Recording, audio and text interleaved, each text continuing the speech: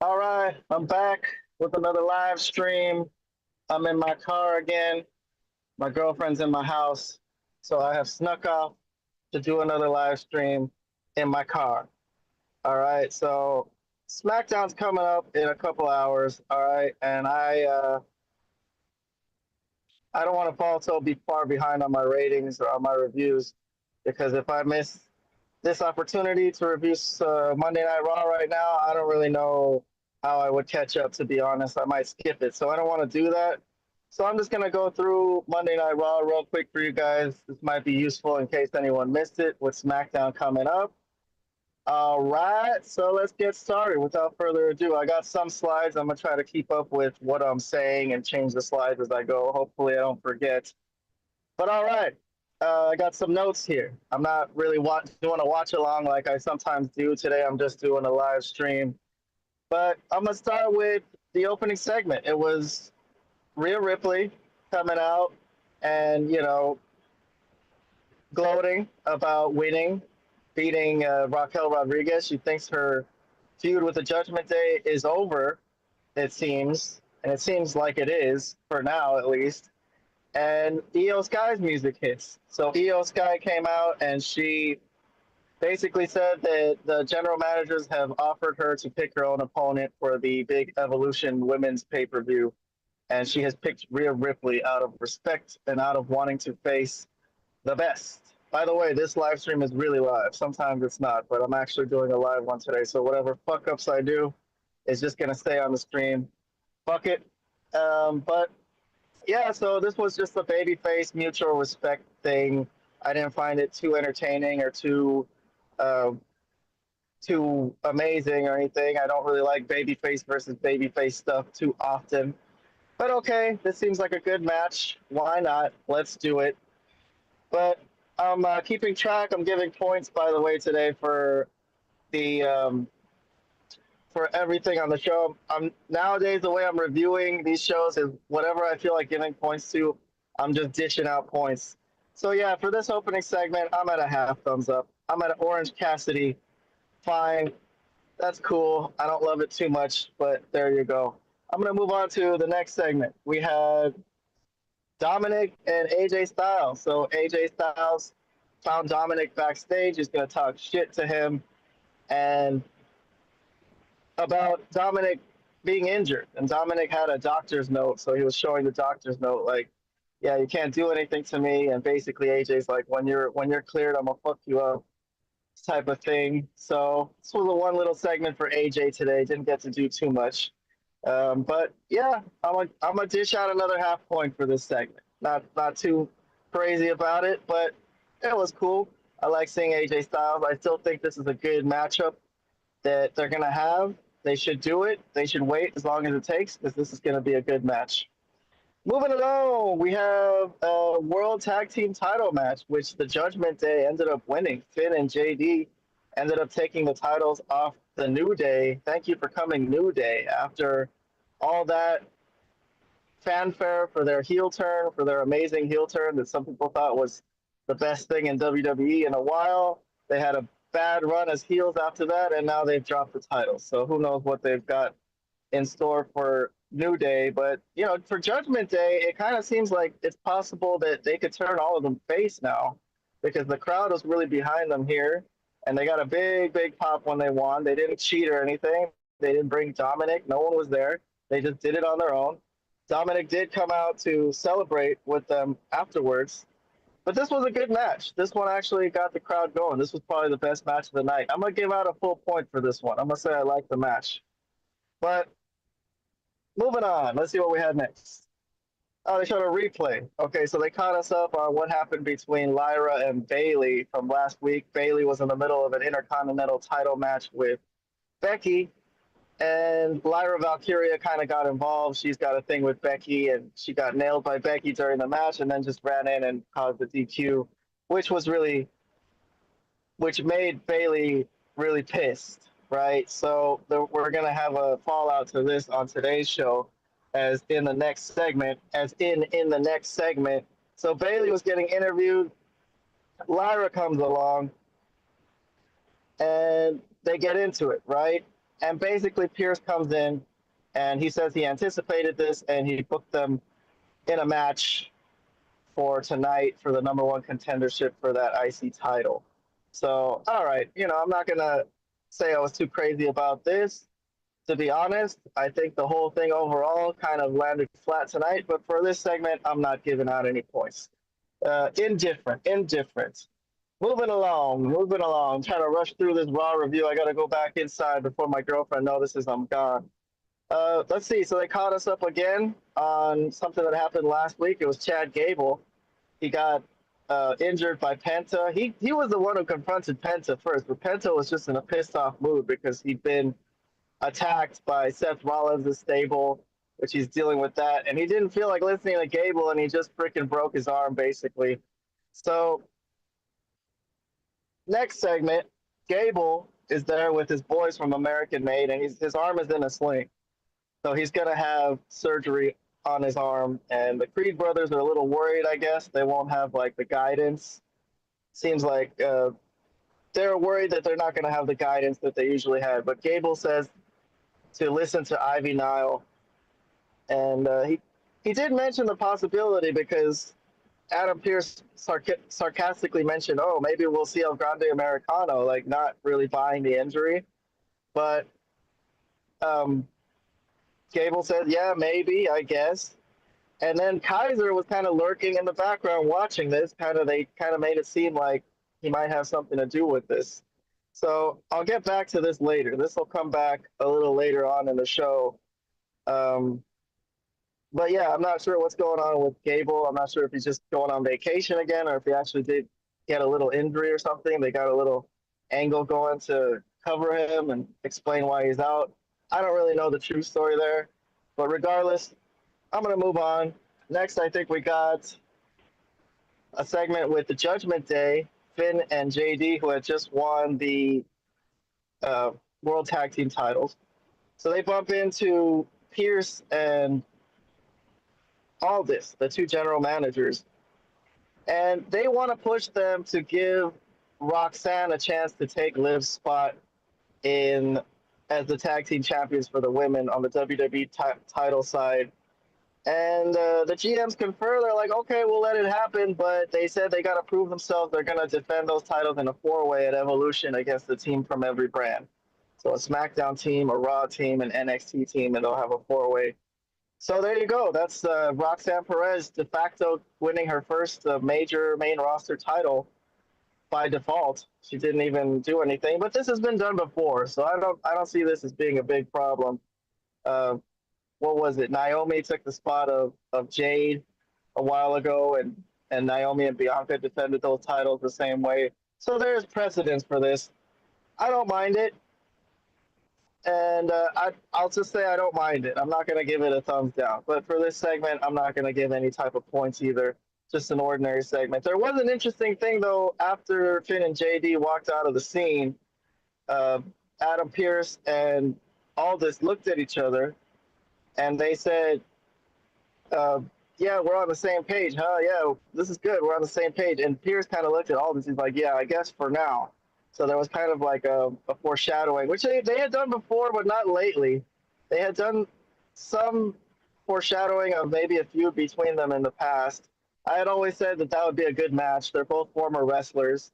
So I hope they're building towards some kind of, if it's not like Survivor Series, some kind of match between them too. I think that would be really fun. But moving along. We got Sheamus and Rusev, so former allies turned enemies here in recent weeks, and I have mentioned that I have liked Rusev's character since coming back to WWE. Not quite the Redeemer, but he's got that same serious way about him these days, and he's been feuding with Sheamus because Sheamus defended Alpha Academy against them, so this finally landed in a match. They had some dealings before in a four-way match for that King of the Ring thing. So they had a fight, never a one-on-one fight, but they gave him a lot of time here, and Rusev ends up winning the match in a very hard-hitting match. Some people said very, very physical, extremely physical match. It's just good that they have a guy in Rusev that could just eat up time on Raw though, because they have too much airtime and they need people to just basically chew up that airtime. And I think this was a good way to do that. And basically, Rusev after the match talked shit after the match. So I'll give this a half point. I'm like, good job, good work. You know, I think it's skippable if you're really following all these shows and you're not like me, wasting your entire day watching wrestling. It's really a skippable match. But for the hard hitting aspect of it, I'll give it a half point. Next up, we have, looks like the GMs. This was earlier in the night. This was recorded earlier. They decided that they're going to be a battle royal that's going to determine who's going to face Tiffany for the WWE title at Evolution. So there's news for you there in case you haven't heard that. All right, this is a very interesting segment backstage. American Made were getting interviewed by Jackie Redmond about being without Gable for a while, and they were talking about how we'll make it work. We'll try our best. We'll go for this. We'll go for that. And then El Grande Americano walks in, but it's not Gable. It looks like Kaiser. The body looks like Kaiser, and American Made are stunned. They're like, "What the fuck?"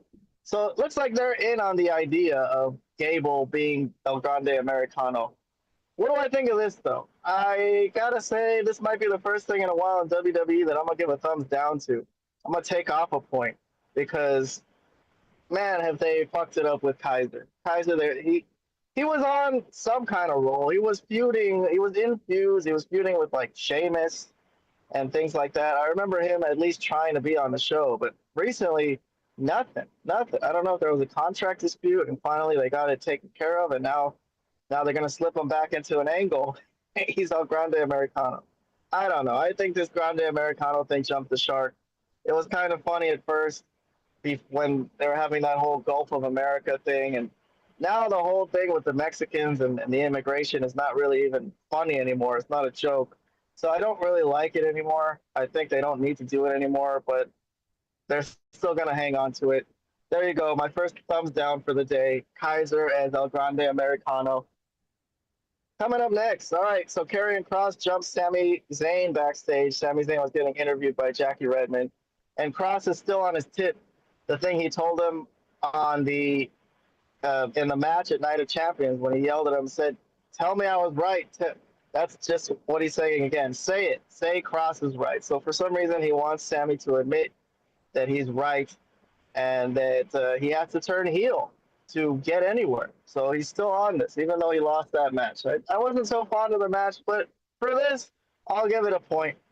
I'll give it a thumbs up because, I'm just happy they have something going for Karrion Kross, and this isn't bad. Jumping someone backstage and, continuing his little heel run, try to get Sami to turn heel. I like it. At least they got this going. It's going to lead to another match, it seems, and I don't mind that. And then Scarlett was there, and she was all happy about this, rooting him on, egging him on to be an evil dude before officials came in and broke it up. So that was that. Thumbs up from me there. Next up, what do we got? Gunther. Gunther cuts an in-ring promo. He's talking about Goldberg. So, again, same as last week, kind of saying, Goldberg is old, and he says he's not going to beat him quickly. Says he could beat him in 2 minutes, but he's gonna keep him. He's gonna work on him, and basically, sorry about that. I got distracted. I am outside here, out in the open, doing my WWE Raw review from this past Monday. Excuse me. SmackDown's coming up in a few minutes, but yeah, he says he wants to school him. Make Goldberg run out of steam and basically embarrass him. So that's that. He says he's more interested in who's next after Goldberg. So he stole Goldberg's catchphrase, and he's basically saying who's next, which brings out Seth Rollins. As for Gunther's promo on Goldberg, I'm not giving any points. I'll give it indifferent because he did the same promo last week, basically. But it is interesting because Seth Rollins comes out, basically telling him, congratulations. He hasn't had a chance to congratulate him or see him since he's regained the world title, Gunther, that is. Gunther gets a stab in, tells him, hey, you went a long way to Saudi Arabia to get nothing done and come back empty-handed. Although Seth said, yeah, no, the only thing I wanted to do was make sure Punk didn't win that title, and I did that. So there you go. I'll give a half point for this, just for Gunther and Seth Rollins having a little spat, a little moment. Very interesting. Heel versus heel. Okay. I'm always interested when that happens, if they can make it make sense. But yeah, this draws out CM Punk, because CM Punk is like pissed at Rollins, obviously, for getting involved in his match. And that shit ain't over. Even though they've had 100 matches so far, they're having a never ending feud. He runs off Seth. Seth runs into the crowd, and Punk is pissed. So I'm going to give a point for that. I'm at a point for Punk getting after Seth. Made sense. He should do that. He should be pissed. So that's a good thing. But coming up, he's left in the ring with Gunther. So Gunther kind of grabs him. He was like, yeah, I want to talk. But Punk was not having it. He just pushed him to the ground. And that was that. Gunther gave him like a weird look, like, what the fuck, you know? But that was the segment, basically. So that's opens up a lot of possibilities. Punk and Gunther, I'll give that 2 thumbs up. I really like that because the idea of that is just amazing. That could be a freaking fantastic program. So I'm at 2 points for this one. All right. Other than that, yeah, Seth is always going to be involved. He's already gone after one heel and John Cena, so he doesn't discriminate. He would cash in on Gunther. But yeah, looking forward to all the possibilities here, especially Punk and Gunther. I could see that happening, and that'll be good. That's going to be a fantastic match and a fantastic program. Good idea there. Moving along. Oh yeah, so Seth Rollins was waiting in the crowd, watching everything go down with Gunther and CM Punk, and LA Knight comes out of nowhere, and LA Knight attacks him, which I thought was really hilarious because Punk was, or not Punk, Rollins was waiting at a stairwell, and how the hell LA Knight knew to find him there was really cool. Like kayfabe wise, it was like, well, I'm gonna go get this guy right there and sneak attack him from behind. So I thought that was a really cool idea. And they fought into the concourse, and then it ended with Seth grabbing a drink from somewhere and throwing it in Punk's face, and that gave Seth the chance to run off. But I'm gonna give another 2 points here. So that's 2 thumbs up on this one. Not bad, not bad. LA Knight, definitely. He hasn't been around since he got tsunami splashed by Bronson Reed 3 times, so he's been out for a while, but he's still in a feud with this stable. They didn't forget about it. Gave him a good moment to highlight him. So even though he's not in the world title picture or any title picture, I still think they've been doing right by LA Knight, keeping him as a prominent figure on the show. Moving along, moving along. All right, backstage, we got the Judgment Day. Judgment Day in the locker room, they were celebrating their tag title win, their world tag title win. They got a lot of gold on this team. Everyone's wearing gold. And Finn was boasting, yeah, if you listen to Finn, you win. It's his catchphrase. Not a great catchphrase, but whatever. Raquel, she seemed a little upset that they replaced Liv so easily with Roxanne. But she says that Liv's been rehabbing 2-3 times a day and that she could come back quickly. But Finn is like, no, I've had that injury and it might take a while. Let's just make sure we stay on top. So Raquel kind of gave in to that. And they did have a vote. They actually voted as a group for it. And Dominic didn't want to vote, but Liv, he wanted to consult Liv, but Finn was like, come on, Dom, make your own decision here for once. So he got everyone to vote Roxanne in. And it's basically the first time they've all accepted Roxanne into the group. And she was pretty happy about it. She's like, yeah, I'll do anything it takes. And she says she's even going to go after Kairi Sane. So, because Kairi Sane was the one who was responsible for Liv's injury. So that looks like that's a program coming up. Roxanne and Kairi, which is probably a prototypical matchup considering both their sizes. All right, so I'm at a thumbs up on this segment too. Backstage, I like this. I think Liv is going to be out of the picture for a while, and it opens up a lot of possibilities for this crew. And when she comes back, it's going to be a lot to deal with as things have changed. So there's definitely a dynamic here, and all of them have title belts, so that's interesting. All right, moving on, moving on. Okay, Kairi Sane. So they had just mentioned Kairi Sane, and they gave her a video package where they do that thing where she cuts a promo in Japanese, but they put subtitles on it, and she's basically saying how she's going to come after the women on the roster, try to get titles and whatnot. But yeah, I guess she's calling herself the Pirate Princess. That's her nickname or something. I don't know. No points for me here. Indifferent on this video package. I'm not so fond of when they do these translation packages slash promos, but whatever. It gets the point across. At least it says what's on their mind. If they can't speak English, what are you gonna do? She's a great worker and she's got a great look. You got to deal with that, I guess.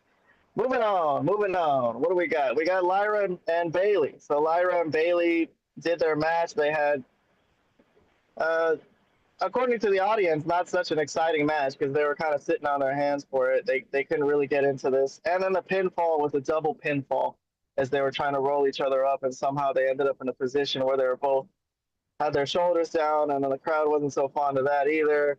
And then afterwards, they had an afterbirth. They kept fighting. They fought into the crowd, and the officials had to pull them apart. But yeah, I'm at an indifferent on this feud, honestly. I think they're trying really hard. I don't know what it is with Lyra. She's just a really good worker. She looks great, but people are having a hard time caring about her. And I can't put my finger on what it is. It could just be the lack of promo abilities that have failed to get this off the ground, really. They've really been trying. Becky likes her. They're from the same country, so she put her over at NXT. She's had a feud with her on the main roster, so they're really trying with Lyra here, but I don't know. I'm hoping that they could come up with something and turn this around, but it's not really clicking. Moving on, moving on. There's an announcement for a match. So LA Knight is going to be the one to face Seth Rollins, and this is going to come into effect later on when CM Punk is kind of going to get a little pissed off. Why is it LA Knight and not me, I guess? But I'll get to that when I get to it, because Punk wants Seth Rollins' ass again. This is where it is. Very next segment. Okay, so Punk was getting interviewed, and he wanted Seth Rollins, obviously. And then he sees LA Knight. He goes to LA Knight. He's like, LA Knight, hey, I know you want Seth, but I got him first. And LA Knight was like, yeah, well, the match is already set, so what do you want me to do? And he goes, yeah, and he walks away. So that's that. Punk can wait. It's fine. This is going to be an eternal feud. He can let Rollins he can let LA Knight have Rollins for one night. He'll probably get involved, but we'll see. For this segment, for LA Knight and Punk getting a segment together, I haven't seen that many times. I can't recall one. So I'll give a half point just for that. That's kind of nice to see that going on. So I'm at 9.5 points. I'm at plus 9.5 so far, having taken off 1 point earlier. But I'm on my way to reviewing Raw. We're on the way to reviewing the end of Raw, by the way, if anyone's just joining us. SmackDown's coming up in a few minutes, so I'm trying to get this Raw review in quickly before SmackDown hits the air. Next segment. Okay, Sami Zayn. He was hurt. He was attacked earlier by Karrion Kross, but he's in this match with Seth Rollins' stable tag team match coming up. He's supposed to team with Penta. But he was getting checked out by a trainer backstage, and Penta comes up to him. He's like, hey, you were good to go. And Sammy's like, yeah, I'm going to do the match. Don't worry. So Sammy's got heart. He doesn't care. He gets through this match pretty good. It's a grueling match, so he's fine, But anyways, moving on. We're on the way to the main event. They're at gorilla position here. Braun Breaker and Bronson Reed are there with Paul Heyman. Seth Rollins' crew, as I call them, since they don't have a nickname yet. But yeah, Paul Heyman was on the phone with Rollins. Rollins is already on an airplane out of town. He says they're engaging Plan B, which they don't really say what it is. But Paul Heyman's like, yeah, don't worry about it. Just take care of your match tonight, and we'll talk about that later. So Plan B. All right, well, whatever. I'm not going to give any points for the teasing of Plan B and why Seth Rollins has to be already on a plane out of here while his two guys are still having to have a match. But okay, whatever. All that's left is the main event. The main event was Sami Zayn and Penta against these two, Braun Breaker and Bronson Reed. And Braun Breaker and Bronson Reed ended up winning the match. and they were going to engage in another post-match beatdown on Penta and Sammy. It was a hard-fought match, not easy, even though Sammy was beaten and battered beforehand. But yeah, they were going to tsunami splash him and do all that kind of stuff when Jey Uso ran in with the steel chair to clean house. He took care of Braun Breaker on the entrance ramp and then ran in, uh, beat up Bronson Reed for a little bit, and then grabbed the chair and ran Bronson Reed off with the chair. So that's how the show went off the air, and that's Monday Night Raw. I'm not going to give any points for that main event or the afterbirth, to be honest, but it does at least carry the story forward for everything that's going on with Seth Rollins' crew. He's so involved with so many people, so many things left and right. He's trying to do one thing, and then other people are coming and attack him from behind just because they owe him receipts. So that's going well. I think the thing with Seth Rollins' crew is going fine.